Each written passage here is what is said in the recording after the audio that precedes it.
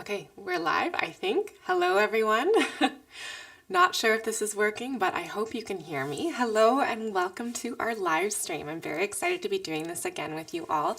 We did a few live streams like a couple years ago now, and I'm not sure why we fell out of doing them because they're a really great way to engage with you all. I love doing them.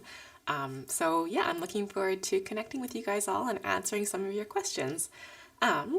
Okay, I'm seeing hi, Lauren, so I guess it's working. That's great.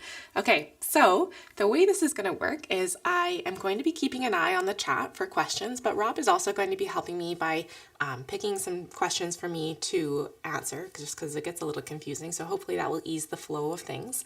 I also just want to take a minute to say that I am going to be answering these questions from the perspective of someone with lived experience, of my own experience. I do have a background as a social worker, but I'm not coming at this Q&A from the perspective of a medical professional who can give personalized medical advice.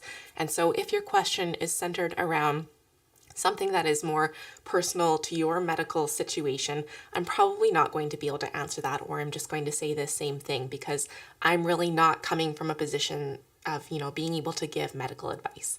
So I just wanted to lay that out there first and foremost. A couple other things that I wanted to mention before we get started are I want to remind everyone about our online peer support community. So it's an online peer support community that is hosted on Discord, and we offer various types of peer support through this, also namely weekly video peer support groups. And so if that's something that interests you, make sure to check out the link to our Patreon page. It's in the description below. Through Patreon, you gain access to our Discord, and Patreon is just kind of another way to support us financially as well. It helps us keep going, creating the content that we create for you here on the channel, as well as on the online peer support community. So either if you're interested in just helping support us, you can check out our Patreon, or if you're wanting to gain access particularly to the online peer support community, you can go do that through Patreon as well. Okay, so I guess let's start with some questions. So I'm just going to scroll to see if anyone has any questions yet, but please, by all means, now's the time. Feel free to ask your questions in the chat box on the side.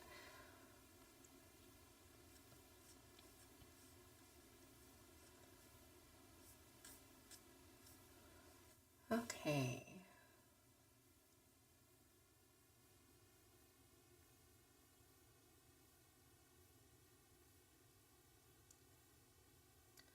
Okay, so I guess I can start off with an easy one. What age were you when you were diagnosed with psychosis? So with psychosis, psychosis is a symptom kind of more than a diagnosis, but the first time it was involved in my diagnosis was when I was diagnosed with bipolar disorder with psychotic features, and that was when I was, I think 24.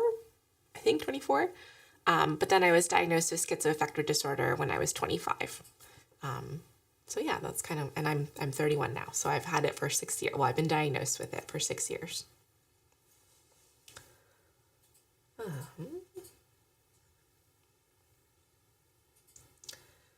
What is the difference between schizoaffective disorder and bipolar with psychotic features?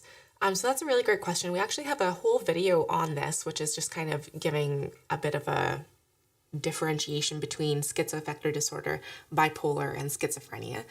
It's what is schizoaffective disorder, but to put it shortly, I guess the difference between schizoaffective disorder and bipolar disorder with psychotic features is that the bipolar disorder with psychotic features has the psychosis as an element of the illness only when there's a mood episode present.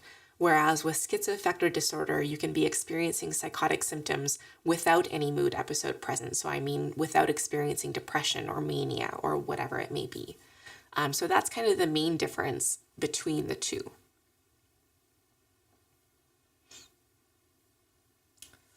Okay. Hi, are you concerned with tardive dyskinesia? Yeah, definitely. So we also have a whole other video on this specifically, but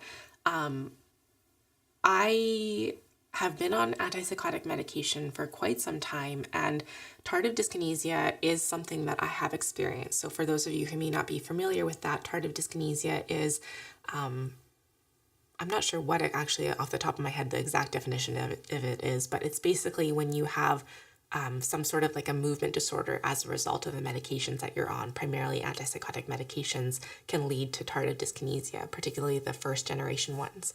But I have experienced, people actually often comment on this channel about my excessive blinking. And that is actually a result of tardive dyskinesia for me. It's a facial tic that I have as a result of my medication. Also, things like part of my face sometimes sags, or I don't know how to describe it, but things like that are what can be involved with tardive dyskinesia. Sometimes people move their tongue, sometimes it's moving their arms or what have it. But that is definitely something that I'm concerned about, and I have been talking with my doctor about. And so if you are concerned about that too, definitely bring it up with your doctor.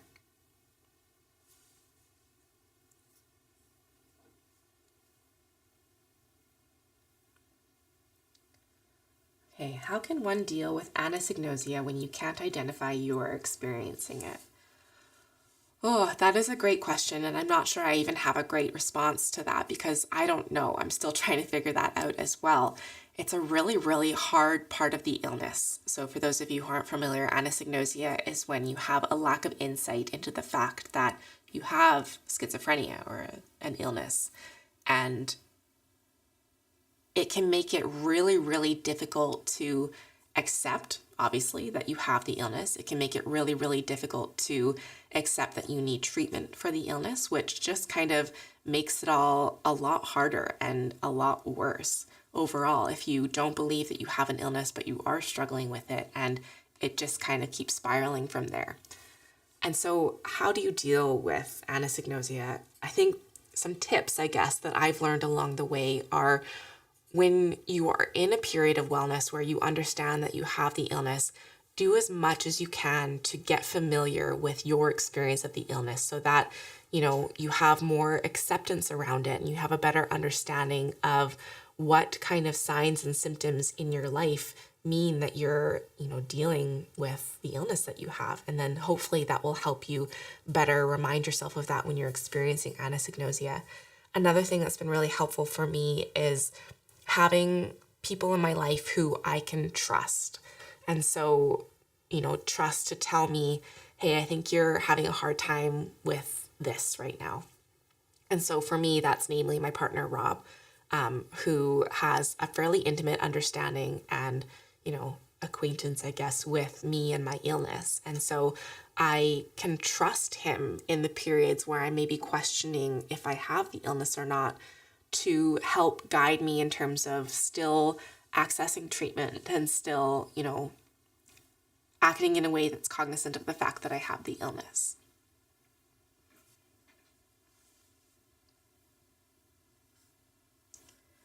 Do you still experience oculogyric crisis? I have been struggling with it for 2 years, and as a result, I'm scared to drive.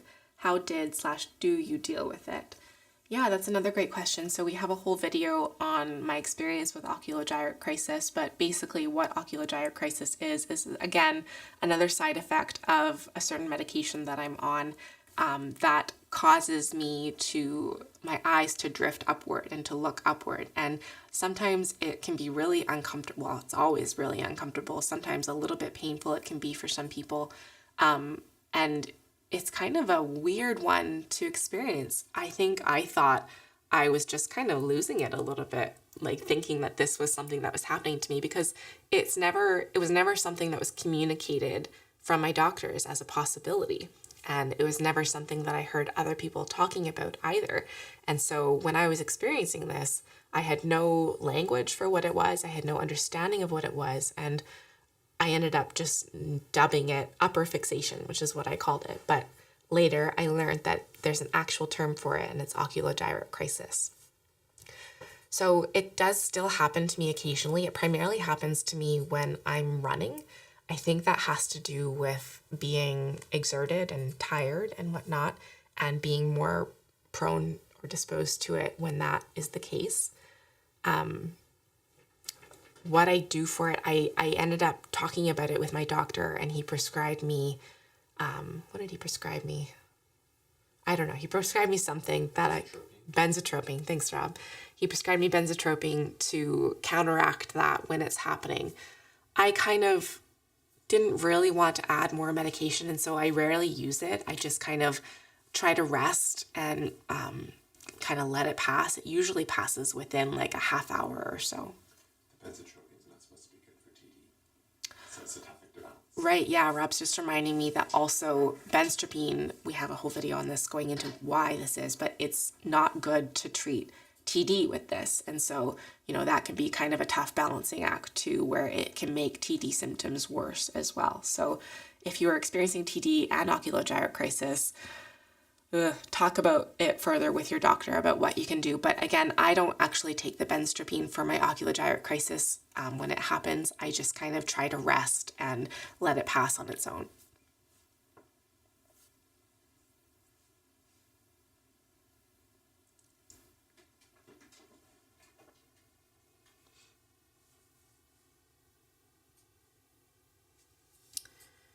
Do you have any advice on how to calm down when you are anxious or feel unsafe due to delusions and psychosis? Yeah, that's a great question. I think, that's a common experience when people are experiencing delusions or psychotic symptoms, to feel scared and anxious and really worked up. And it's easy to kind of spiral into, feeling more and more like that the more you kind of fall into it. And so my advice for that, or what's worked for me in the past, is trying to create more awareness for myself about what symptoms I'm experiencing. And something that's helpful for this is talking with a trusted person about what you're experiencing and what you're thinking and whatnot. And for me anyway, when I do this, particularly with my partner Rob, because I feel like I can trust him with this information, when I vocalize it to someone else, it makes it a little bit easier to kind of try to somewhat identify at least some of the delusional elements to what I'm thinking, or, the elements to the psychotic symptoms that are not necessarily grounded in reality. And being more aware of that helps me to kind of separate it a little bit more from myself and my experience of reality. And so talking to someone helps. What else? When I'm feeling anxious or unsafe due to delusions and psychosis. I have recently been experimenting with a weighted blanket. And so that has kind of been an interesting thing that helps me to feel kind of more grounded and more safe, I guess, and secure. Running is also something that really works for me. And so moving my body and, exerting myself physically outside also is something that really helps to ground me in those moments too. Now that can be hard to do when you're experiencing a lot of delusional thinking or psychotic symptoms, to like get yourself out to go for a run or whatnot. But I think really anything you can do that brings you that groundedness is really beneficial in these circumstances.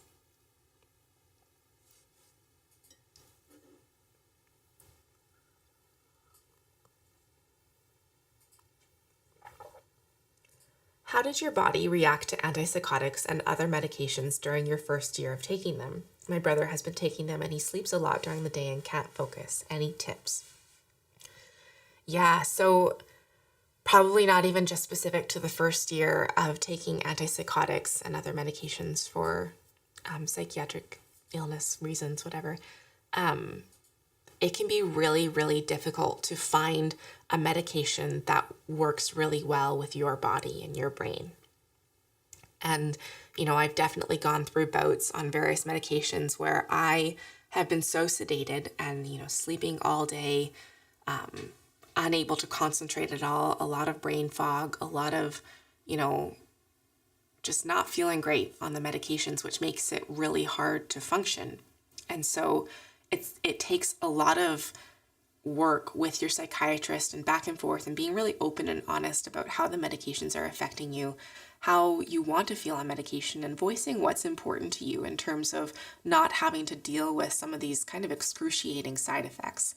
And, having conversations like that with your doctor, with your psychiatrist, is really, really important in terms of working on finding a medication that fits well for you, because I think there's probably, I would venture to guess that there's a medication out there for everyone that is going to have maybe not no side effects, but less side effects than some other ones may have for them. And so it's really kind of a process of trial and error to find which one works best for you. And so if you are on something that is making you feel like your brother was saying, sleeping a lot during the day and unable to focus, it's important to bring that up with your doctor and to let them know that, that's impacting your quality of life and it's not something you want to carry on doing. And so you want to, try other medications.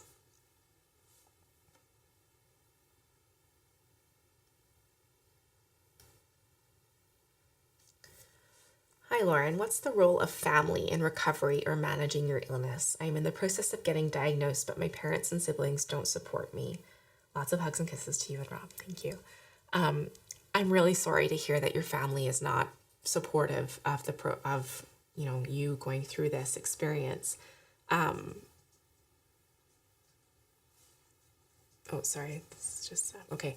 I think for me, family and friends and relationships have been kind of instrumental in terms of coming to a place of wellness and stability with my journey. I think that has been a really important component of, increasing wellness, increasing life satisfaction. I think that goes for anyone, but especially when you're dealing with an added difficulty like a chronic illness like schizophrenia, it can be even more important to have that kind of social support and social safety net for you to support you through that as well. And so, if your family is choosing, not to provide that support for you and you're not feeling supported by them, I would encourage you to find, some other type of social support system, whether that's friends, whether that's some kind of community group, whether that's a peer support group, something where you can feel connection and where you can feel, kind of validated in your experience and support ultimately for what you're going through, because I do think that is really, really important. Oh, we got a super thanks from T-Court. Thank you very much for your support, T-Court. It's always appreciated. Thank you.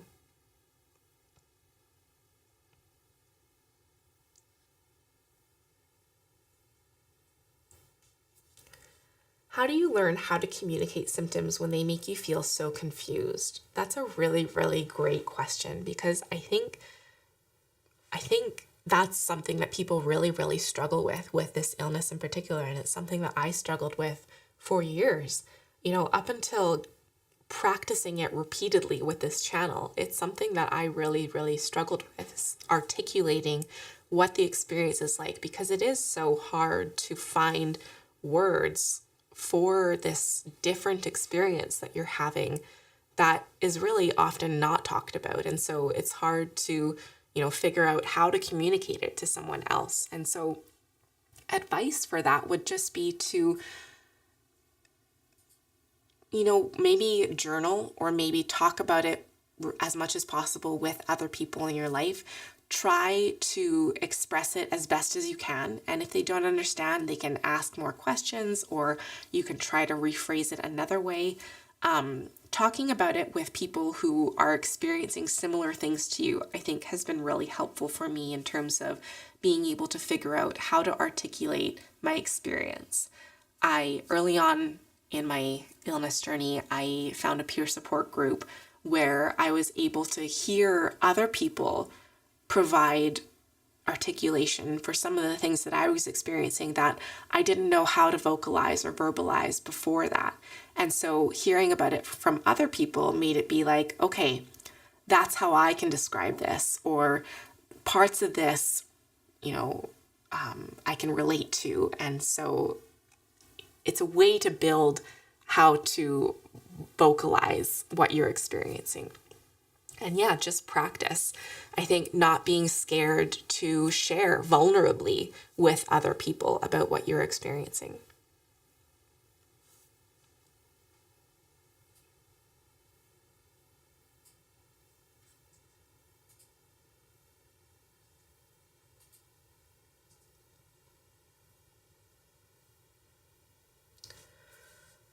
Lauren, how to make distinction between regular inner dialogue and dialogue with schizophrenia. This has been bothering me ever since I came across your channel.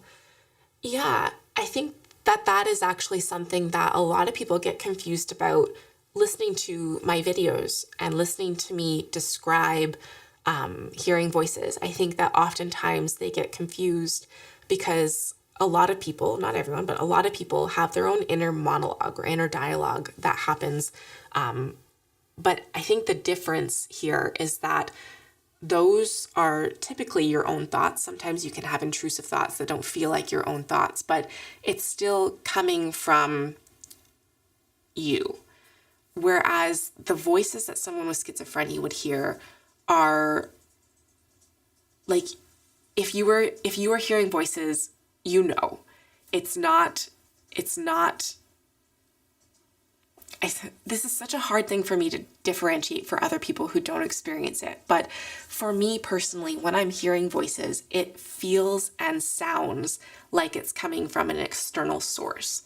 It's not coming from my own internal monologue. I still do have my own internal dialogue or monologue, but it's different from that. And it feels a little bit more external, even if it is coming from inside my head. And it also feels a little bit more detached from my own thoughts. And so I don't know if that helps to kind of differentiate that, but I think it is an important differentiation to make for people who are listening to me talk about the experience of voices on this channel, because you're right. Like, I think a lot of people kind of get worried that they're like, oh, well, I have, an inner voice. And so does that mean I have schizophrenia? It doesn't. It's completely normal to have an inner voice, an inner monologue, an inner dialogue, but it is definitely a different thing from someone who has schizophrenia or psychosis who is experiencing hearing voices.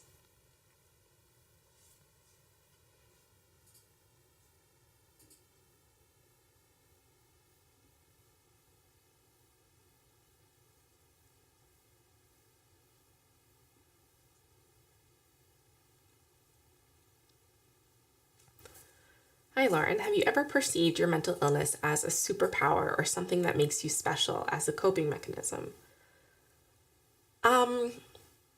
Maybe not perceive the mental illness as a superpower or something that makes me special, but I think I have fallen into delusional thinking that some other thing is like a superpower that I have or makes me special or something. Something that I've talked about before on this channel is how a lot of times, or maybe some of the time, I feel like I have a superpower to will things to happen. And, I think that spirals from some delusional thinking around feeling like if I do X, Y will happen, and it's in my control to make that happen. Or if I don't do X, Y will or will not happen. And again, that's in my control. Or I can just think really hard about something and it will happen. And so that's kind of a superpower that I am sometimes delusional about. But not really the mental illness as a superpower or something that as a coping mechanism. Although, that's kind of a nice way to reframe things, I guess, is looking at your mental illness as a bit of a superpower, because, I think there are elements of it, like my mental illness has increased my capacity for empathy for other people or my compassion for other people. And so that's kind of a superpower in its own right. So thank you for kind of the reframe.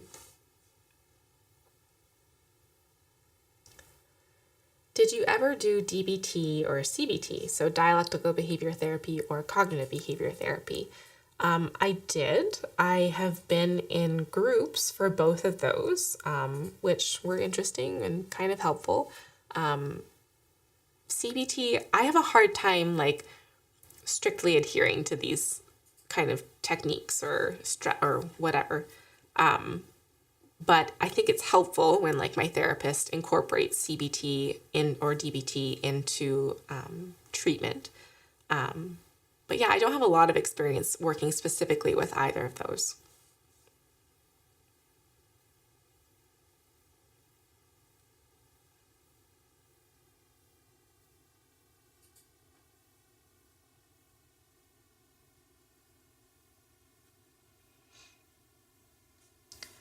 Is there any way to differentiate audio hallucinations and real voices? Yeah, so trying to come up with strategies for that. There's the one which we interviewed Cody Green on, where he uses his phone to see if his visual hallucinations are really there or not, whether they translate onto the screen or not. But it's kind of tougher with audio hallucinations because I guess you could record it and then play it back, but that seems kind of cumbersome. What I do is I just kind of ask, hey, did you say something? Or look around, is there someone else there? And just kind of asking other people if they experienced what you experienced and not being ashamed of that, I guess. Just wanting clarification on, what is really happening around you.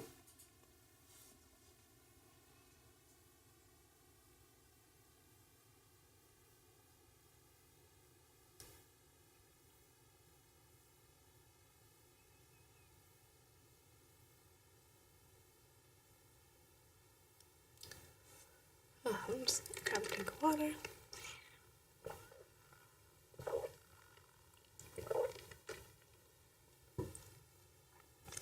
Does having a degree get in the way of people taking your illness seriously? And does it hinder you in terms of your comfort zone trusting people? So I think you're asking if people not taking me seriously, my illness seriously, affects my comfort zone trusting people. And the first part of that question, does having a degree get in the way of people taking your illness seriously? I don't know if it's necessarily the fact that I have a degree that gets in the way of it, but I think people often question my illness because I seem really well presenting. I've clarified my use of this term before. People often will say high functioning. I don't like that, so I prefer to say well presenting. But that's kind of how people see me, is more, I guess, articulate, well-groomed, well-presenting, And so I think sometimes people kind of question if I have schizoaffective disorder or not because their understanding of what it means or what it looks like to have this illness is different from how I present. And that's stigmatized, that's not okay, but it's a fact. And so I think that kind of gets in the way of people taking my illness seriously and getting in the way of trusting people, I think comes from a point of not wanting to be stigmatized more so than people not taking my illness seriously, because trusting people with the information that I have schizoaffective disorder, I worry that it leads people to question my capabilities, my what is the word I'm looking for? I can't think of the word I'm looking for, but my credibility, I guess. And so that is kind of something that I'm a little leery about disclosing to people, that I have the illness, because I feel like it'll lessen my credibility as a professional, as a person in whatever capacity it is that I know this person. So I don't know if that answers your question, but I just got a little rambly, sorry. We got another super thanks from Eric H. Thank you so much for your support. We really appreciate it. Oh, and another one from John Rowland. Thank you so much as well. Oh my gosh, lots coming in. Thank you so much, Hinsu. Okay.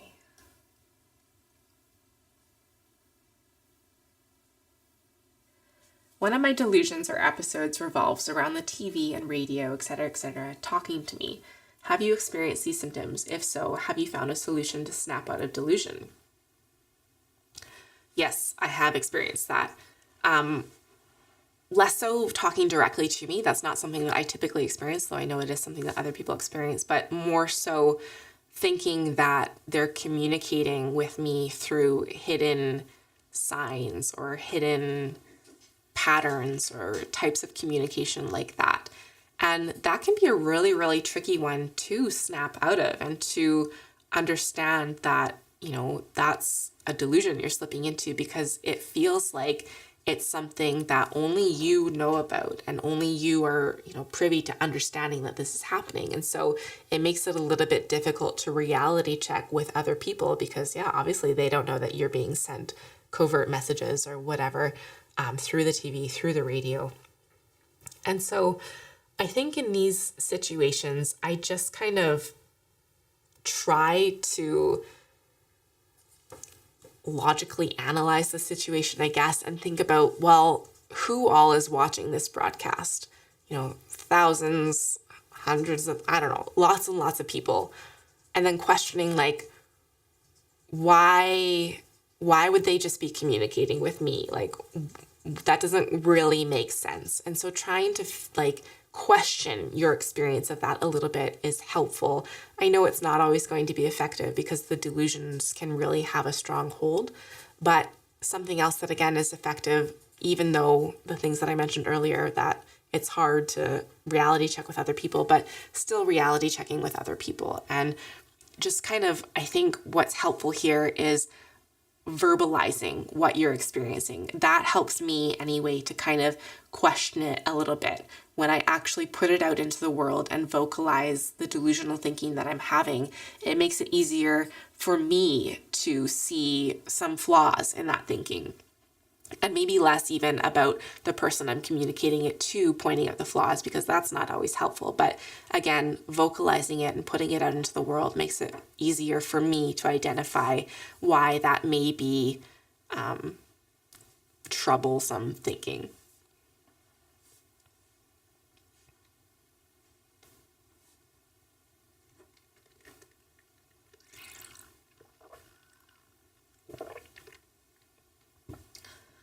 Hi, Lauren. Is there any way to counter the side effect of loss in academics due to illness or psychosis or hospitalization? Also, do you ever feel loss?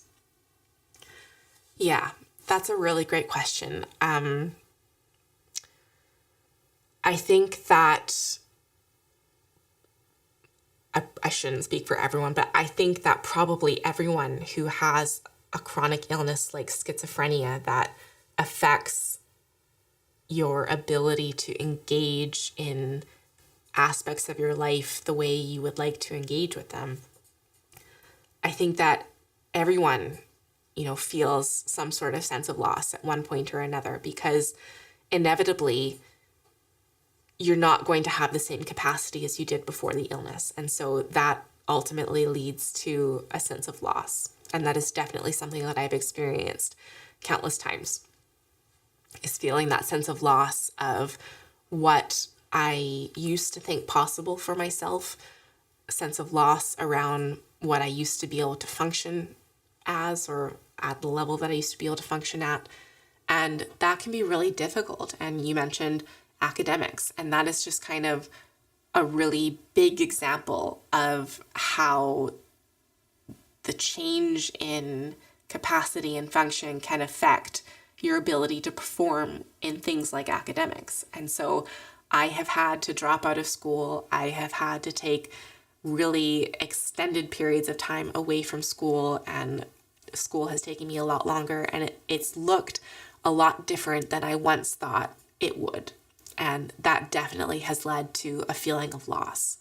But I think what's important here is to understand that these systems, like academics, were made for a specific person. That neurodiversity,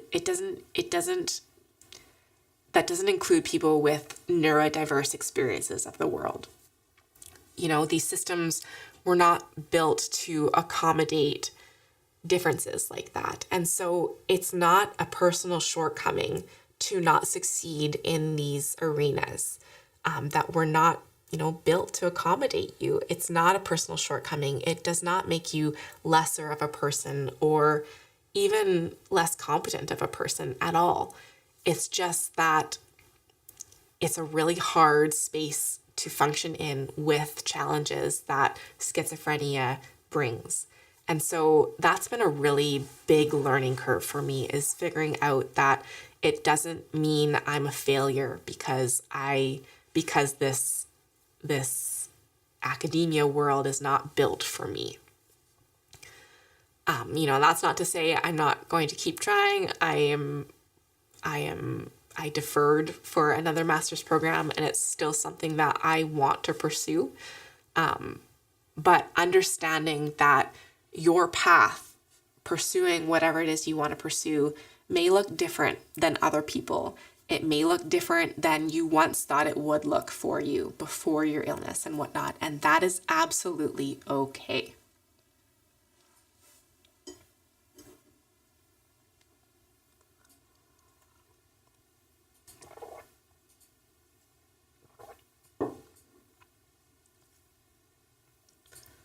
Oops.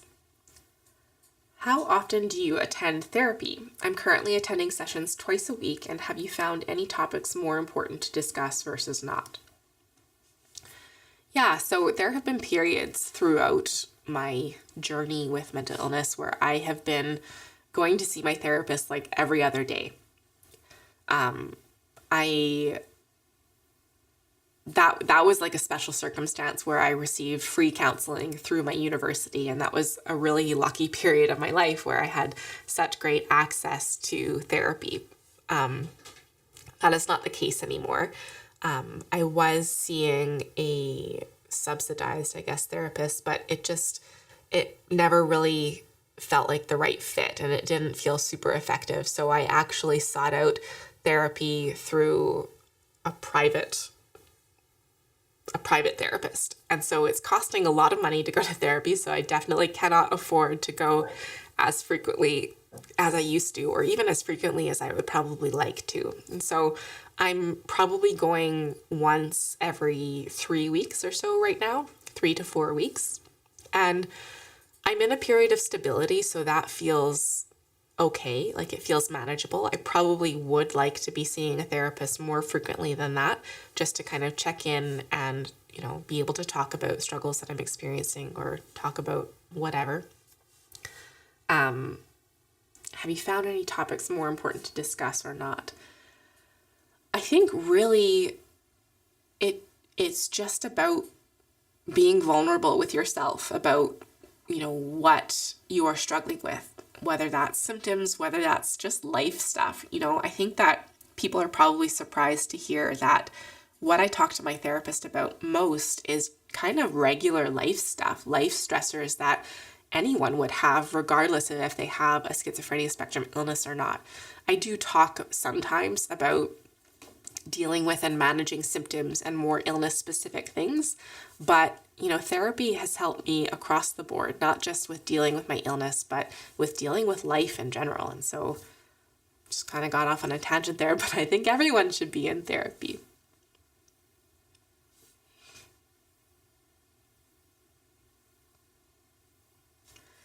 Do you have any advice for what to do when you start to think about stopping taking medication? This is something that I've done a lot.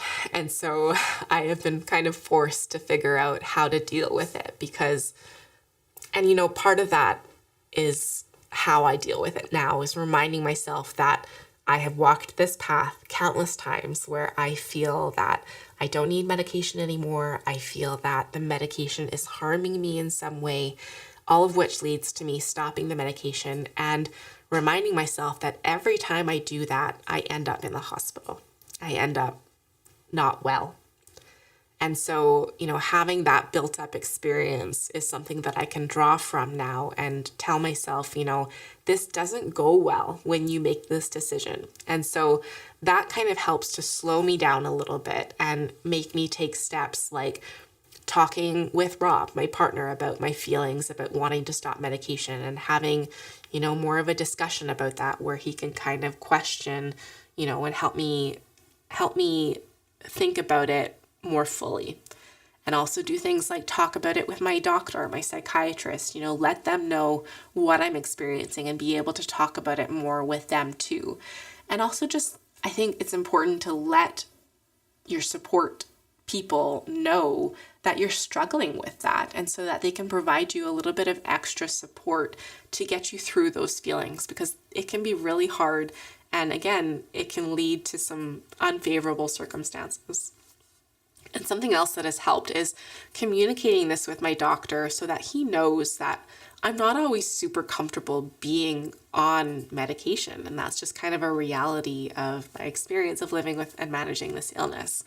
And so he knows that it's a goal of mine to reduce medication as much as possible, or, to get to a place where I feel comfortable with the amount of medication that I'm taking. And so aligning goals with your psychiatrist a little bit is also a helpful, byproduct of talking with them when you're feeling like you don't want to take medication anymore.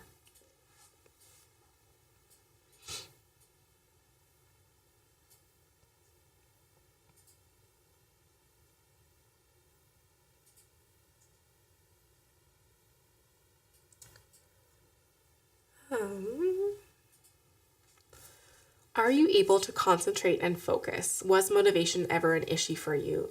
How the antipsychotics affected that?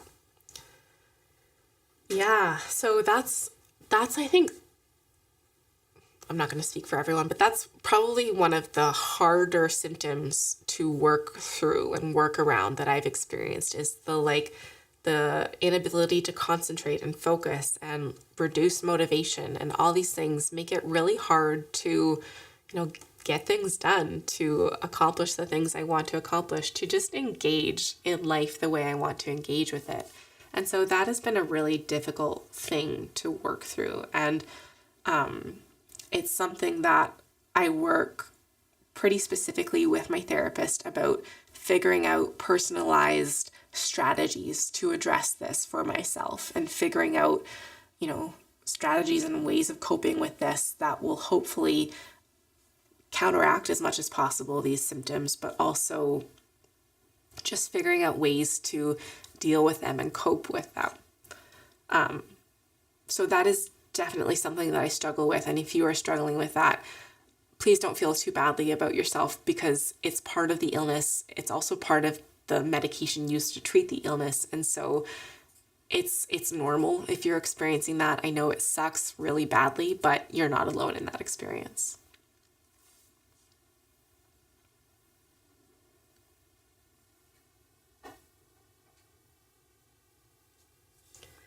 You seem very well presenting in your videos, but is that just a matter of concerted effort and treatment?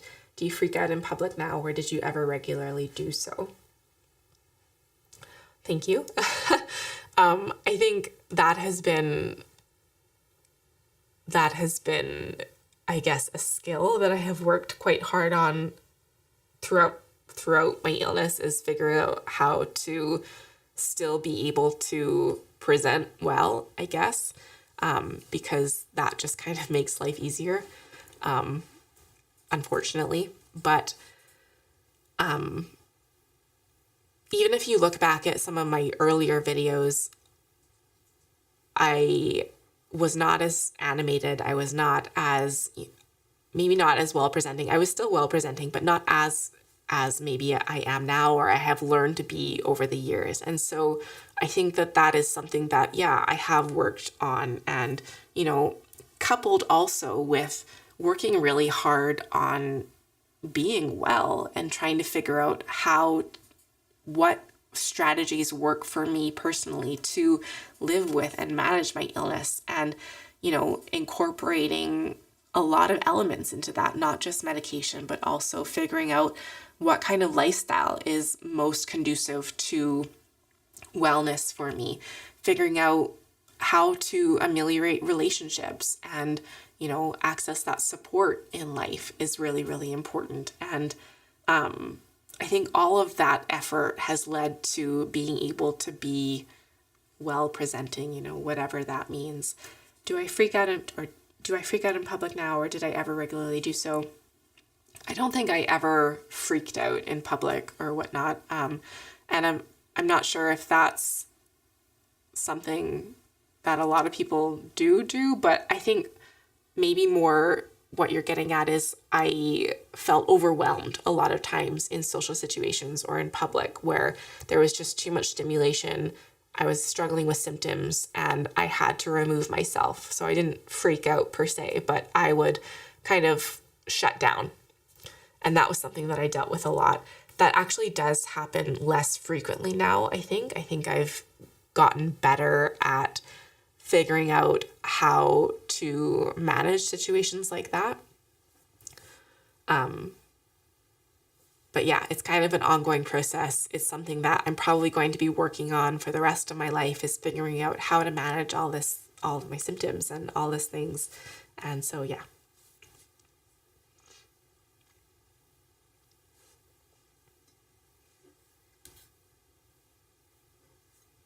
Thank you, Andrew McClure, for the super thanks. Really appreciate it.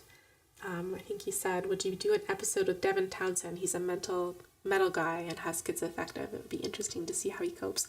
I don't know who he is, but that might be interesting to look into. Thank you. Thank you also, Ryan Quella, for your support. We really appreciate it. He said, have you heard about Harvard Dr. Chris Palmer's research and book Brain Energy regarding the ketogenic diet being a potential cure for schizophrenia symptoms and other mental illnesses? Please interview him.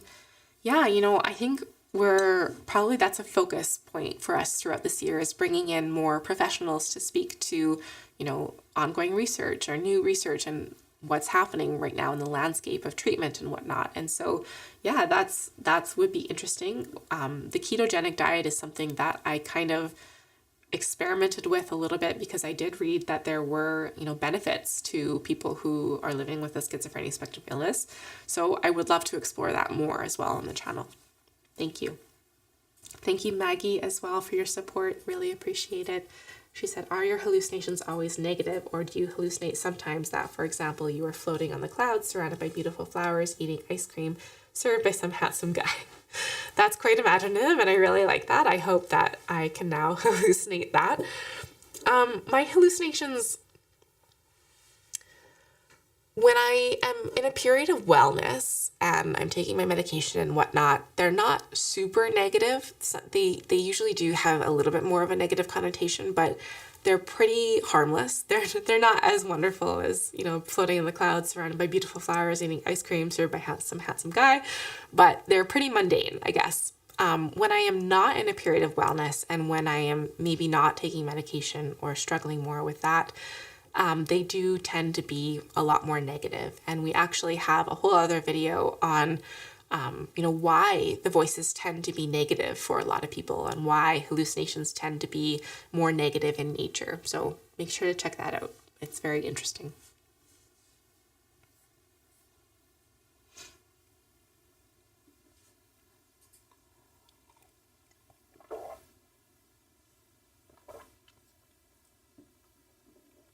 Hey, Lauren, messaging in from Ireland here. Had my first psychotic episode a year ago. Diagnosis is still unknown. How did you come to accept your illness? Oh, that's such a big question. I think that is something that I have learned is kind of an ongoing journey, and is something that I am probably going to be learning about and working on for the rest of my life.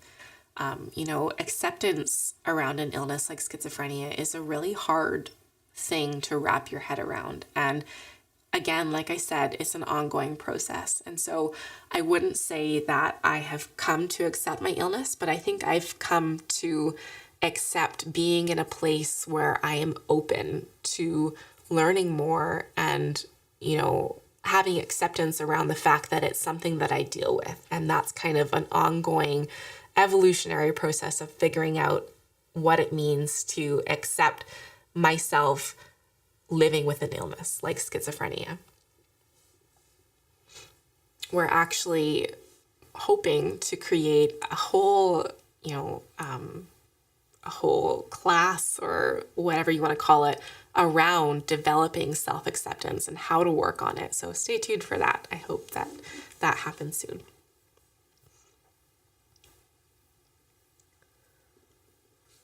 Starting to kind of lose my voice here, so I think we'll take a couple more and then maybe wrap things up. But thank you, Ali, for the super thanks again. I've been on medication for almost 5 years now, and I'm coping well, but I think I need therapy along with it, but I'm afraid to start talking with somebody and open up. What's your recommendation? I would really encourage you to seek out therapy. Even if things are going really well, I think it's always beneficial to talk about, your life and things that are going on in your life with someone. I really think that everyone should be in therapy regardless of if you have a mental illness or not. I think that it's beneficial for everyone. And so I know that it can be really, really difficult to, step into that position of vulnerability with another human. But ultimately, I think that it is so beneficial. And so I would really encourage you to do so.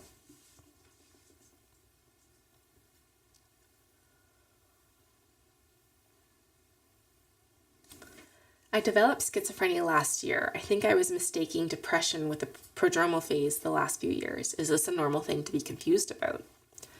I think it absolutely is. I was first diagnosed with depression for years. I think probably during my prodromal phase, and it was just confused with depressive symptoms. So that can be a really tricky thing to navigate in the journey of getting a diagnosis of a schizophrenia spectrum illness. And that can be really hard for professionals to spot, the development of schizophrenia early on. And so, I'm not sure how to work around that other than to just keep being as honest as possible about all the symptoms that you're experiencing with your doctor, and hopefully you will come to a diagnosis that feels accurate for you as quickly as possible. And, I also think that it's less important what the diagnosis is and more important that the symptoms that you're experiencing are being adequately treated. And so I think that that's probably a bigger thing to focus on, is that you're being really open about all of the symptoms that you are experiencing and working with your doctor to address those over necessarily, focusing too much on what the actual diagnosis is.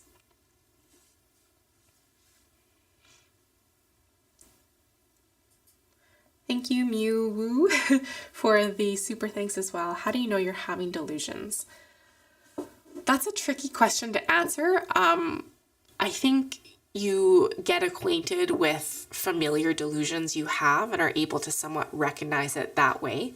It can be really hard to accept someone else pointing out that they think that you are experiencing delusion. And so I think it just takes a lot of ongoing reflection and, being open to questioning your experience of reality. I don't know if that's a great question. Or a great answer. It's a really hard thing to do.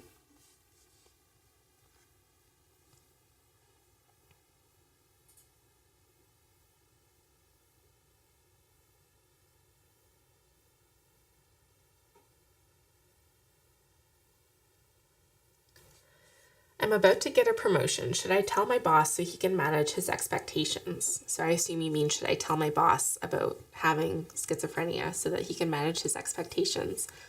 I've talked about this a lot on the channel, and we actually have a video specific about should I tell my employer about my illness or not. And I think that it is a very kind of personal decision in terms of what you want to disclose and maybe why you're disclosing it. In my experience, I've kind of experienced it both ways, where I didn't disclose and then something happened and it came to light after a crisis, and then that didn't go well. I either got pushed out of the job or there wasn't a lot of understanding. But I've also experienced being more proactive about it and disclosing and asking for accommodations. And I think it really depends on the relationship you have with your boss, and if it's something you think that they are going to be receptive to and want to work with you on. If you think that they are going to want to provide accommodations for you and, work to accommodate your experience of your illness in the workplace, then yeah, absolutely. That would probably work to your benefit in the long run. But if it feels like it's going to be stigmatized or, your abilities are going to be questioned or that kind of thing, then maybe not. And so again, it's a really personal thing to decide on based on the environment you're working in.